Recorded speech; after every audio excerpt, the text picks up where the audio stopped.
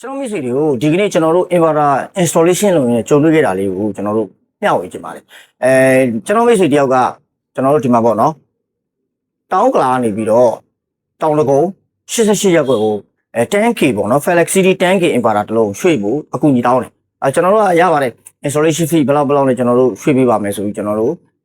အဖွဲ့ပေါ့နော်ကျွန်တော်ညီငယ်နဲ့အတူတူတွားပြီးတော့ installation ဖြုတ်ပြီးတော့ပြန်တက်တာပေါ့တက်တယ်ကျွန်တော်တက်နေတဲ့အချိန်မှာကျွန်တော်ပြဿနာမရှိဘူးဘာမှထွေထူးခက်ခဲမရှိဘူး inverter လည်းမောင်းလို့ရပြီအားလုံးလည်းအဆင်ပြေနေပြီဆိုကျွန်တော်တို့ကအဲ့ချိန်မှာဘာသွားတွေ့လဲဆိုတော့ကျွန်တော်ညီငယ်တယောက်ကနေပြီးတော့သူ့အိမ်မှာအဲ့ဒီချိန်မှာသူ့အိမ်ကအစ်စ်3ထပ်ပေါ့နော် aircon 10လုံးရှိတယ်ပြီးလို့ရှိရင် electric stove ကြီးတွေဝါ2500လောက်ရှိတယ် electric stove တွေရောကျွန်တော်တို့ freezer အကြီးတွေရောပါအများကြီးပေါ့ဗျာလုံးသုံးကများတယ်ပေါ့တိမ်လုံးကလုံးသုံးကများတယ်တကောင်ခွဲတကောင်နှစ်ကောင် aircon တွေစုစုပေါင်း total 10လုံးရှိတယ်အဲ့မှာကျွန်တော်ညီငယ်လေးတယောက်ကဘာလာပြီးတော့ကျွန်တော်ကိုလာပြောလဲဆိုတော့ရှာတဲ့ဒီမှာက main book ကတဲ့ MPR တဲ့4580တက်နေတယ်ကျွန်တော်ဟောရတယ်အိမ်တင်ရ4580တက်တယ်ဆိုတော့ဒါစားတော့ဆိုင်တစ်ခုနီးပါးဖြစ်နေတယ်ကျွန်တော်45 MPR ဆိုတော့ကျွန်တော်တို့ watt တွက်ကြည့်တော့ဗောနော်45 MPR ကို